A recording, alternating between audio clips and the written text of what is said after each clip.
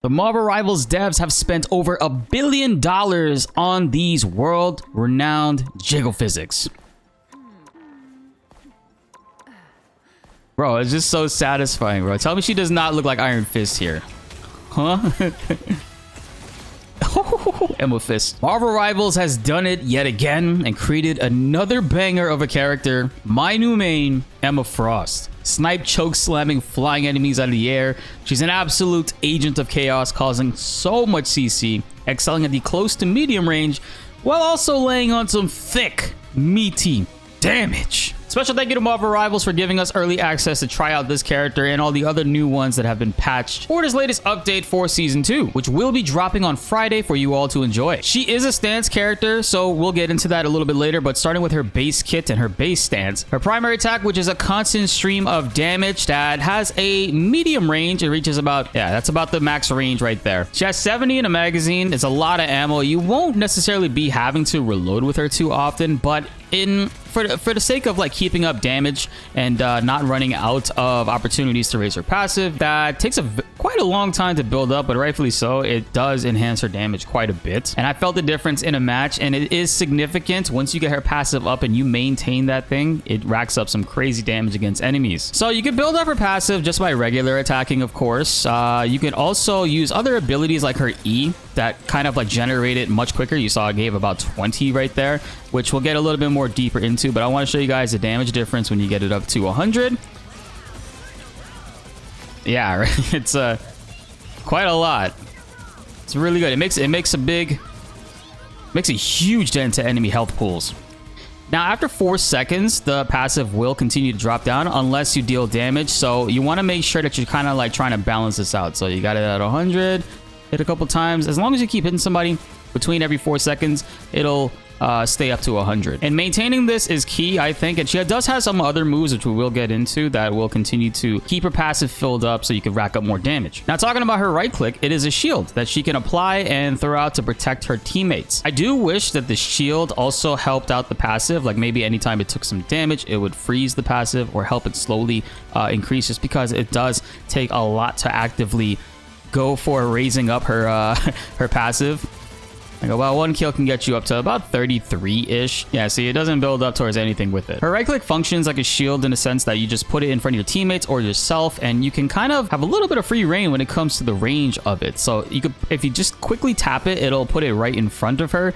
But the best way to use this, in my opinion, is to hold it. If you hold it, look how far this thing goes. This is really good, especially if you're coming back after being killed and you're trying to get into the fight to help out your teammates, and you have a really good line of sight. If you're running towards them, you could drop that over there and have it securing attacks for your teammates to not take big damage, eating an ult even. And you can press F as well to call it back, just like you could with Sue Storm. Now, the main thing with this, though, is while the cooldown does seem pretty short, it does share a health pool between every time you put it down. So you see it's at 375 health. If I create a new one, it's still going to be at that 300 health marker. So you do want to manage this, and it only regenerates when you take it off of the field. So you're going to want to press F to take it down, and next time you put it back up, you'll see it generated 12 right there.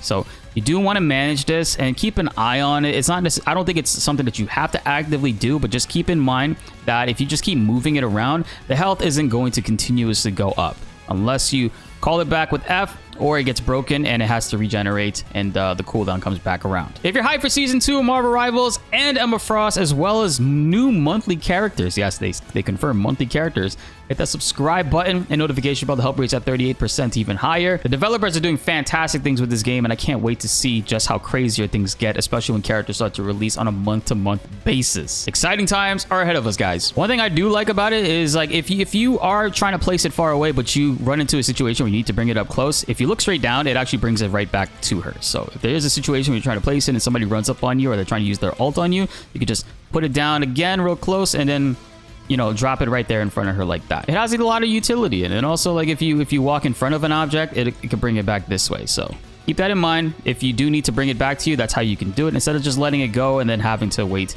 4 seconds for the cooldown to end. And the next move we got to talk about is her E, and I think personally this is probably going to be one of her most valuable moves in her kit that'll help secure a lot more kills than you think. I know a lot of people are going to say her left shift is, and it is. It's probably her second best one, but I think the E is the key to everything. It creates a crystal that attaches to the enemy, and depending on your distance of how far away you are from the enemy, the crystal will move half of that distance. So because I was really close to Luna Snow, it was right there, but if I go here, it'll bring it up here just to make it a little bit easier for us to attack it. So as you deal damage to it, whoops, it just went away. To bring it up here, you can deal damage to it, and once you finally take it out, you'll see it does a big chunk of burst damage to her.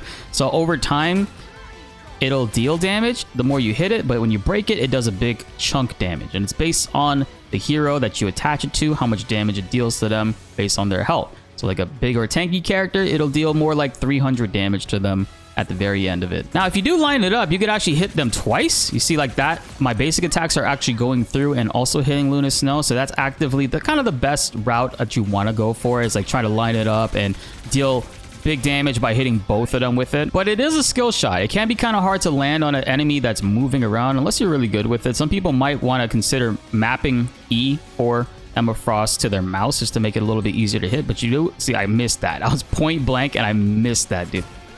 So yeah, you want to kind of like lead it on to get a little bit more practice with hitting it on enemies. And also there is a range that if they walk out of it, it can disappear like that. So keep that in mind. I've actually been able to secure quite a few kills by attaching it to an enemy that's trying to go around the corner or run away and just detonating it and killing them. It worked on this Groot in this clip right here. And now the most fun move in her kit is her left shift, where she goes into her other stance, her diamond form. This is probably the most fun element of this character, and something that you're going to want to actively try to keep up because there's a lot of properties with it. So it lasts 8 seconds, and while she's in this form, she gains CC immunity. You see at the health bar at the bottom right there. She can't be CC'd, and she also gets 30% damage reduction. So she gets a little bit more tankier in this. But not only that, it completely changes up her moves and gives her an entire new kit. You see in the bottom left, we do have ammo when it comes to her moves. Oh, let me actually take it off of that.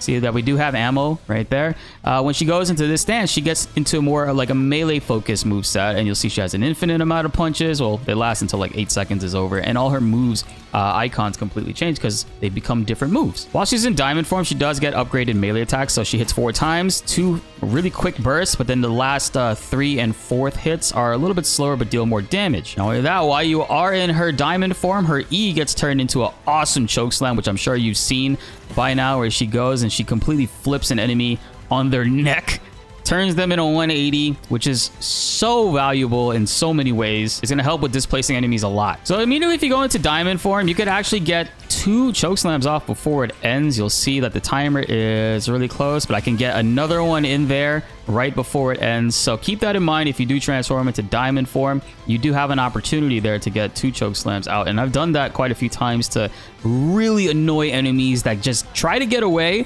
because the funny thing about it is that the choke slam is actually a dash. You can actually grab enemies from this range right here. So enemies, think about them, they're trying to run away, they're trying to get away from you, create some space, but they can't, and then you can close the gap with it and choke slam them. And since it is a dash, you could use it to, while you're in the air, say like you're in the air, you can dash down and grab somebody if you wanted to, or if they're up in the air, you could jump up and grab them too. Which, if you've played Wolverine, you know how satisfying that is to grab people out of the air. It's one of the most fun things about this game that they allow you to do. So the more characters that are able to do this, I absolutely enjoy it. It's pretty forgiving in the air, so you can do stuff like this, run up and grab people like that and slam them all the way down. These bots are kind of on a set path, so if you do that to them, they're gonna reset and go back on their way. But I've done this to Storm a bunch of times, actively, continuously go for it, and it's just so frustrating for them, I can only imagine. It would be kind of busted if she had it, but I do wish she had a double jump in a way, so this way we could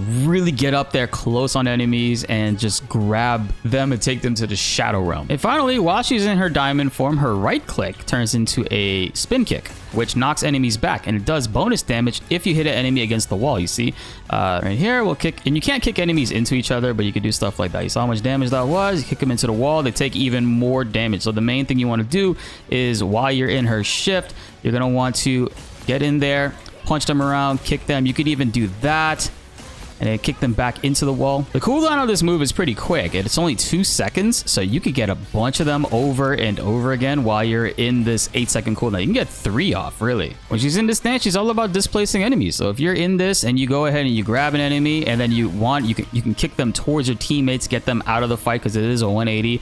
Or what I think is the best thing about this is when you're choke slamming them, it kind of holds them in place, so you can get like 2 punches in on them and then turn and actively kick them in a direction wherever a wall is. It is very easy to actually do that because of how much control you have with this character. So it might look a little bit tricky, and on paper it might sound like, damn, you might not always have a wall nearby, but the range of this is pretty damn good to the point where no matter where you are, you can kind of guarantee kick them into a wall. And like I said, it's active. It's very easy to control. You can get on the other side of them, kick them that way if you wanted to. It does a really good amount of damage too. I've been able to execute and secure some kills with that too without even needing to get them to hit the wall. Her kit is quite forgiving, I will say that. And of course, the main thing that you would like to do with her is when you left shift with her, you punch, E, and then you can go into that right there to secure some kills. Missed the wall, but that would have killed if they hit the wall right there. But I got them low enough to the point where squishy characters are not gonna have a good time against her. The range is really fantastic, and since the chokeslam does a 180, you can keep tossing your enemies back towards your teammates, or get them off of your healers, which you'll be doing a lot of since Emma is great for defending the backline with her shields, CC, and knockback. So we did talk about her passive earlier, but one thing I want to say is, like, you notice how after 4 seconds the passive will decrease. If you actually want to manage this properly, what you can do is go into her left shift. While you're in this form, her passive will not deplete. This will actually give you an opportunity to keep it up, and then you get another 4 seconds after that until it starts to decrease again. So it gives you a really good opportune amount of time to get some more damage in on enemies, get back into the fight, and really try to manage and keep up your passive. Unfortunately, her passive being at 100 does not appear to increase her damage that she does when she's in her diamond stance for her melee moves. But the range damage increase on the passive is absolutely worth it. Now we got to talk about her ultimate, the Snow Bunny Mind Control Protocol. This thing is pretty good. It's fun to use, and it has a wide range. It's very hard to miss. And while she's using her ult, she's actually CC immune too, which I think is fair for this character. She has a lot of things like her stance and her diamond form making her CC immune, and then her ultimate because she doesn't have an out. I guess the only way that if you really needed to get out with her, what you would do is you would left shift and then use E to have that dash right there, but it's not that great. Her ultimate hits a really wide range, and it also has a really unique effect where after a few seconds, you'll see a icon start to form over enemies, and that actually will make them walk towards you. Right there, it lasts quite a few seconds. In team fights, pulling people off of the points or getting them to follow you down to their doom, this ultimate has a lot of utility, and it lasts quite a long time. 8 seconds is pretty damn long for an ultimate. It also doesn't build up insanely fast, so I do feel like it's a little bit balanced in that sense. And while she's hitting people with her ultimate, it actually will silence them to the point where they can't use any of their ultimates. But if you look away from them for a second, they'll be able to use their ultimate. So keep that in mind too. If you know an enemy has their ultimate, you could actually use hers to stop them from using it, which can be really clutch in a lot of fights. And also, you can stop ults with it because it does CC them and make them walk towards you. That actually will stop ultimates like Spider-Man's, ultimates like Scarlet Witch's. As long as when they're using their ultimate, they don't have CC immunity, you can stop them in it. Oh, and the same goes for the chokeslam. The chokeslam can also interrupt and stop enemies from using their ultimate, which is so satisfying. I can't wait to hit that on a Scarlet Witch. Also, her team-ups are with Magneto and Psylocke. They create clones of themselves that mirror the opposite of their movements, which can be tricky for people to fight against. But not only that, the clones deal damage and target whatever you attack. Similar to Loki clones, but way less damage. Also, the ultimates don't work for the characters. That would be kind of busted. But I think this team up is really good. She also gains 100 plus HP for this team up because she is the anchor. The extra damage is significant enough to where Psylocke and Magneto need 1 less hit than they normally would in order to execute and kill an enemy. Now let's talk about her combos. One of my favorite ones, and it's very easy to use, is once you go into her diamond stance, you punch twice, E, punch, and then right click again. If a wall is nearby, you could actually end that even earlier with just a single punch and kick them, or kick them immediately. But if no wall is nearby, as you can see, it can delete them. Just to show you guys again here, punch, E, punch, and then kick again. The single punch got them out there pretty quick. A really awesome thing with her kit that I think is going to be very strong too is the fact that when you go into her diamond and she has those first 2 quick hits and then the 3rd and 4th slower hits, you could actually cancel into using that again. So I'm going to shift, I'm going to turn into this 1, 2, right click, and then I have another 1, 2. So basically, I can keep resetting her punches if I have the kick up. So in a lot of team fights, this will actually be something that you'll use to secure some kills and rack up some serious damage, because you'll jump in there, kick, and then you'll get another 2 punches in, jump, kick, punch again. It's when there's a group of enemies, trust me, she's racking up a lot of damage doing that. Even though the first 2 punches are weaker, they are fast, and you can restart her punch animation basically by igniting a kick. And not only that, it doesn't even have to be the kick. You could do this into the E and then another 2 punches into the, you know what I mean? Like we've been showing you that before, but like the punch 2, the 1-2 combo is very strong. So canceling the 3rd and 4th hit by doing an ability to go back into it, especially in team fights, is going to get you guys a lot of kills with this character. Another interesting thing you could do with her too is like you could actually kick them away and then go in for the choke slam again, and then like you don't have to go for the choke slam first. You could kick them away but still catch them with the E. This character has so much sauce, guys. I'm so serious with it. Go punch, kick them away, getting close, choke slam them again, punch, and then go into another kick. Like, she has so much versatility to how you can string together her combos. It'll start flowing once you get into fights with her and realize how much crazy damage and stuff she can do. This next combo might take a little bit of practice because you have to swap stances in the middle of it, and one of those moves aren't usable in the other stance, is going from her E into her shift, and then while you're here, you could actually kick, and you saw I damaged the gem right there, and Luna Snow is at a dangerously low health in that sense. So the main way you want to use this, and you're not going to get it off all the time, is from a flank on a squishy character, or even on like a lower health like tank, right? If they're in the middle of a fight, you can kind of get behind them, and basically what you're going to be doing, you're going to go from E to shift, punch once, kick. Oh, she didn't hit the wall. Dang, she would have died right there if she hit that wall. Let me try on this left side wall here. So again, you flank, you E, shift, punch once, kick, and then it's an instant kill right there on the enemy. And like close hallways, you'll get this because, like I said, the E isn't always easy to land. It can be kind of tricky depending on if they're moving or not. But if they're kind of standing still or you're really close to them, you can kind of get that off quite easy. It's the key to her kit, I think. I think you're going to be getting a lot more kills the more often, and the better that you get with landing her E. In general, this move is really strong. So just to talk about it again, it's the E into shift, punch. You could kick. Oh, even better, you could do that for an insta kill. Like, it's, like I said, very situational, but there's a lot of cool flexibility things you can do with her kit. If you butcher this and you mess it up and they fly back and they don't die, you could always go in with the E, get them disorientated, and you're still within range to kill them right after that. It's very common that when you're in diamond mode, you'll feel very tempted to immediately go into diamond and then E for them, which is still good, but I think that it's way more efficient to save the E for, like, if they try to run away or things don't work out with the initial combo setup. You could always grab them, choke slam them, and reset to go in with the kick again. But again, if you flank enemies and you go into E, you can go right click into that, grab them, and then execute enemies in that way. It's so strong. She does crazy damage up close. And with the way that her kit works, man, honestly, you could punch, go into that, and then you could get another kick off even as well. Like, she can get 3 kicks off in that entire sequence, man. And one of my favorite things to do with her is, I mean, you're going to be doing it quite often, is like jump attacking with her. But of course, jump attacking with her in this sense, she basically... Bro, she looks like Iron Fist. You're just jumping around and meleeing, kicking it. It's so... Bro, it's just so satisfying, bro. Tell me she does not look like Iron Fist here. Huh?